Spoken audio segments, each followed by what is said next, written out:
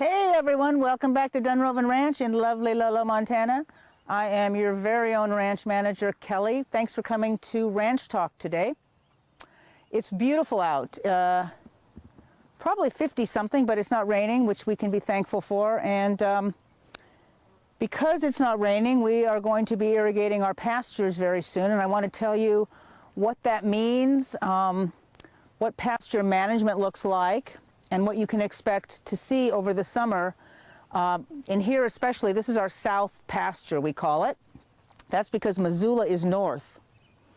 To my right is the bench that you're familiar with the bench feeders. To my left is our sorting pen, what we call the runway, which is how we move horses around. And our very famous manure pile, also known as Putopia, is in that direction. So pasture management with horses is very specific. And the reason is that horses will kill a pasture. They rip up grass by the roots and they will get every little piece they can, as opposed to cattle who tear the grass and they don't kill a pasture. So to that end, we mob graze or rotationally graze the pasture, meaning the horses will be on one section for a couple of days, and then we'll move them to another section where they eat that down, and we do that all summer long. After we move the horses from one section, we will irrigate it to help it come back, and the irrigation will follow the horses. We will use what we call step-in posts, plastic posts that we step into the ground, and we will run some white, we call it hot tape. It can be electrically charged with a very mild pulsating pulsating current through it. And once they experience that, most horses will never go near it again, even if it's not turned on. We overseeded this pasture in the fall.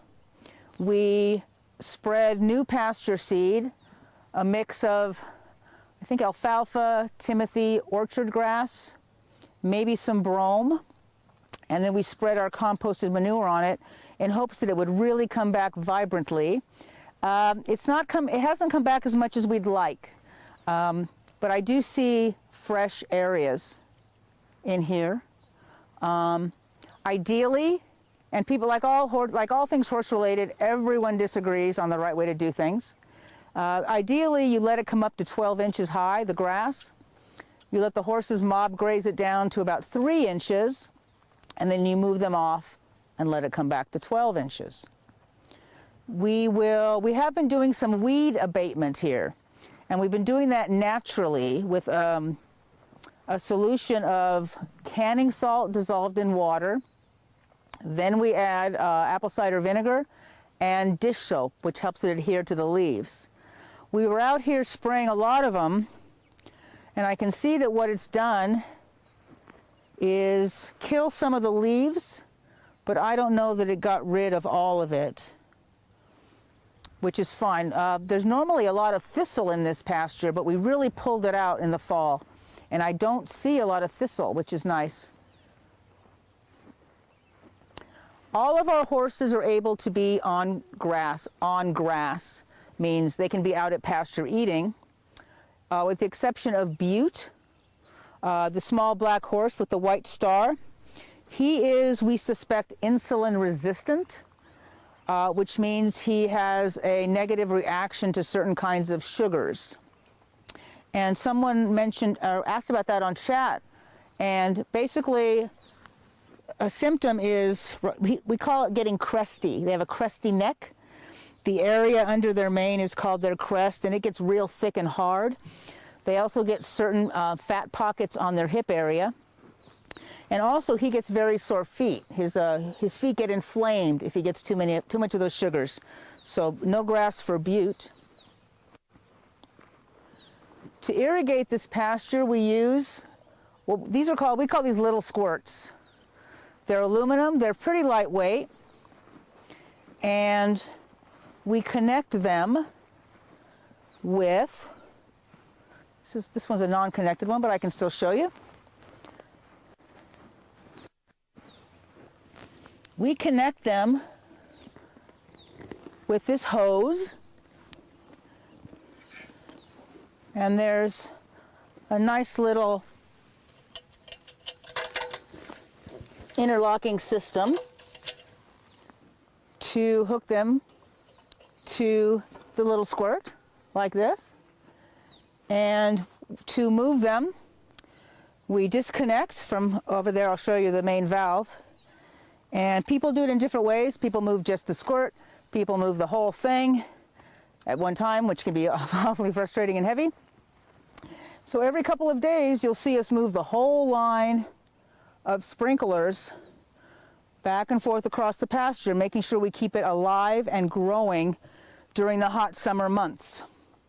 Toward the end of the season, it gets a little eaten down, it looks a little rough, but it provides a lot of food for our horses. We don't want them to live on grass all the time because variety is very good in a horse's diet. They get a variety of vitamins and minerals, so that when we bring them in for a ride, they'll get their hay, they'll get their supplement, vitamin supplement, they'll get their soy oil, keep them nice and fat, and also a little bit of salt to keep them drinking. We try, when we divide this pasture up into usually 4 sections with the step-in posts and the hot tape, 3 of the sections have really nice shade. You'll see the leaders of the herd hog the shade usually. Don't feel bad for the other horses. They're horses. That's the way it goes. They understand what's happening. This one is starting to come back. I think we'll probably plant a new willow there soon. And for water for the horses, we have huge 100-gallon stock tanks that we will place along that fence and keep full of water, keep scrubbed and full of water, and we have 1 automatic water for out here. I'm going to walk over and show you the valve. Oh, and right over there, that's a cow scratcher. It's a scratching post that the horses like to rub themselves against. It's actually a car wash brush. So I don't know, I think you can see me behind this ladder. James is in my ear again keeping me company, so he can tell me if we can see the valve. I don't know if you can see this. So these are the valves for the irrigation system. There are 1, 2, 3, 4, 5, 6. I think there's 6 along here. And there's 4 bigger ones in the north pasture, but it's all the same idea. You close off the ones you don't want to use, and you crank open the one that you do want to use. Now, as far as water pressure goes, I think that's a flicker right there. If I'm learning my business here. Hey, buddy. Because of our well capacity and our pump capacity, we can't run everything full bore all the time, or we would run the well completely dry. So we have a system of which valves can be open, which valves have to be closed, and all that also works in conjunction with the lawn sprinklers for the miller's property. So we know which valves we can have open at one time, how long they need to run, to be sure that everything's getting watered and we're not harming our pump. The orchard in front of me is watered with just regular lawn sprinklers, and it's really coming in. We're going to have amazing fruit this year. When we move the horses into the pastures in the evening, we have several ways to do it. It's kind of exciting, and they know the drill. Boy, do they know the drill. If we're going to use this section, the horses like run right through the orchard and into this section, or straight through the orchard into this section. We can also run them from the sorting pen into some gates over there, and they can get into that section. We can also move them in between if we have to. When the water goes down in the riparian, we will also graze that. And that's really cool because we open the gates and the horses run all the way back there. And now that you have so many cameras, you can see the whole thing. They love it. One thing, if you know Canner can gum up the work, so ideally we let Canner out last because he likes to stop at the gate and turn around and not let anyone else in. Our covered stalls are watered by automatic waterers that operate on a pump system similar to a toilet. We have one in the arena, in the covered stalls, and a couple in that area. Our stalls along there where the horses stand during the day when we're riding, that's a great system of PVC pipe and valves. And again, we crank open our frost-free above ground spigot, and we go down the row, opening and closing the valves and make sure they're well watered. Last year we had a little bit of garden going on, and we were watering the strawberries and the raspberries, which are delicious. And I see that they're coming in now. So the upshot to pasture management is keep the grass growing, keep the horses fed, and don't let it get eaten into nothing. I believe everyone's going to be, except Butte, I think Crow's going to join the herd and be part of the rotation. Even when he's away from his girls, you know, his donkeys, he blends in really well. He likes to be the low man on the totem pole. No ifs, ands, or buts. He just says, I'm not getting involved, leave me alone. So I'm not worried about him going in and out of the herd too much. Does anyone have any questions about pasture management out there? Yeah, the sun's coming out.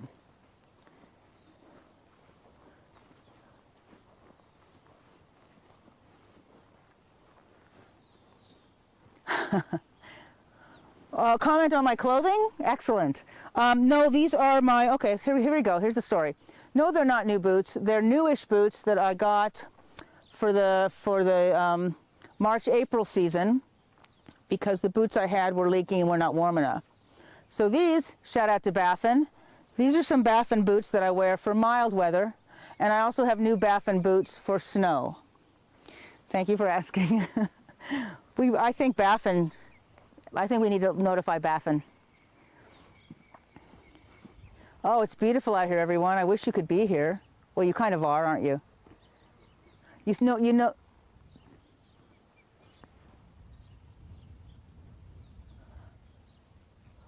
Whoa, hold on, we have an issue. There are two osprey above my head, and there's a third one. We're having an intruder battle. Oh, wow, serious upside down battle happening right over the ranch. Sorry to digress, but I know what's important.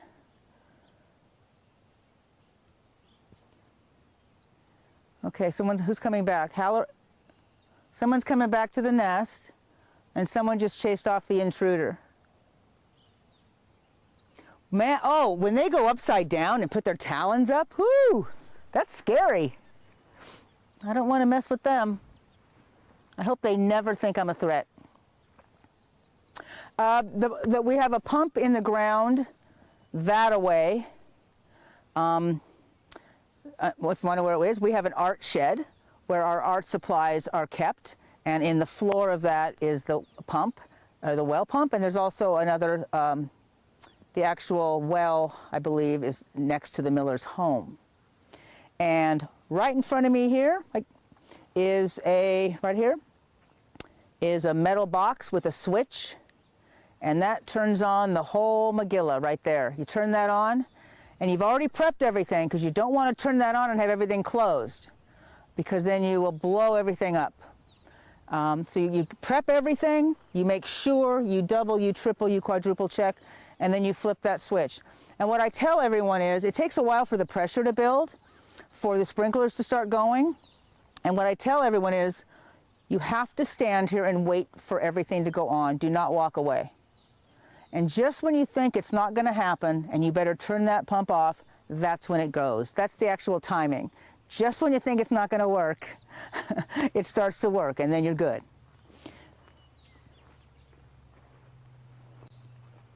It does, yeah. Yeah, it takes quite a while to get the pressure up enough to start everything going. It's a great system, I have to say. Everything's very logical, and but you need to know what you're doing, because if you have something open and you don't know it's open, I know this sounds kind of pedestrian and, or I guess kind of uninteresting, but you really, really have to know where your water's going. Things can die off real quick. It gets awfully dry here in the summertime. The horses love the sprinklers. Most of them love the sprinklers. I remember Monty, and was it Chinook? Last summer in the pasture would stand so the sprinkler would hit them when it went around. That was fun. Kids can run and play in the sprinklers. We do that. The staff, as you know from the infamous salute last year with Sierra, Katie, and my Ranch and Water Sonic, and myself, when we sat in the buckets of cold water, we use water for a lot of things around here. That's what I think. Anyone have any other suggestions or thoughts or questions that I can answer or find the answers for you? I guess what do you think, James? I think we have a good 4 weeks before the water table goes down in the riparian, something like that, and then another 2 weeks for the river to get low enough.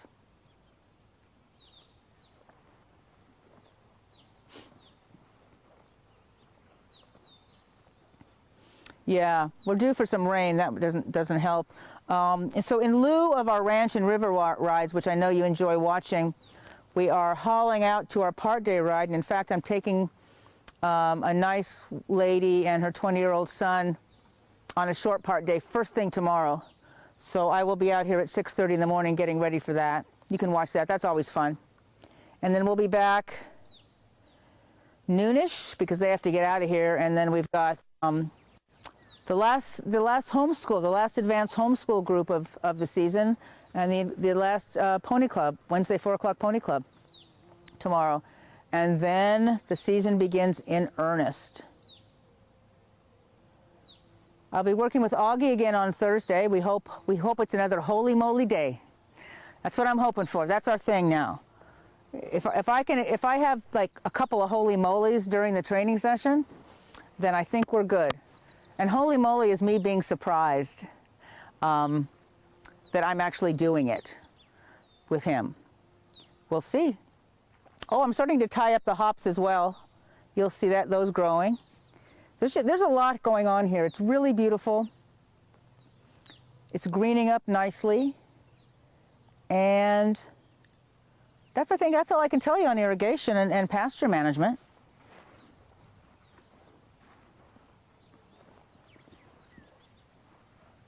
No, we do. We do not pull from the river. I don't believe we have water rights. And actually, James asked about the history of Lolo Creek, and I don't know what that is. James, do you? I know that over here in our north pasture, there is a bit of a conduit. There's a bit of a drainage area that looks like it hasn't been used in a while.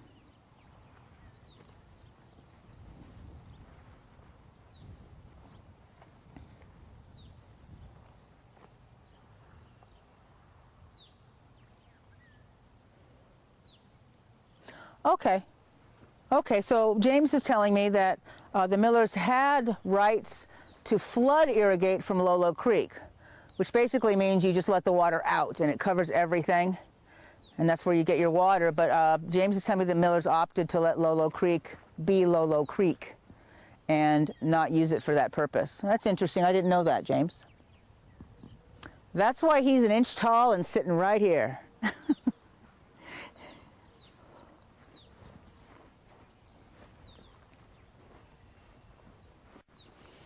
Well, folks, so what you're going to see is me or someone like me setting up our fencing and moving the horses through very soon, probably any day now, irrigating and repeating every day. We'll bring the horses in the morning for their rides and put them back out at night. That's all I have for you. If you don't have any more questions or comments right now, I will sign off. But if you do, please put them in the chat or send me a private chat message and I will get back to you. Thanks so much. I will see you unmiked up tomorrow morning bright and early for a ride, and then I will mic up and work with His Highness the Oganator at 2 o'clock. Brandon will not be joining us again, so I would like all your support and all your good vibes, and let's hope for a couple holy molies. Thanks for joining me. Have a lovely day. Bye.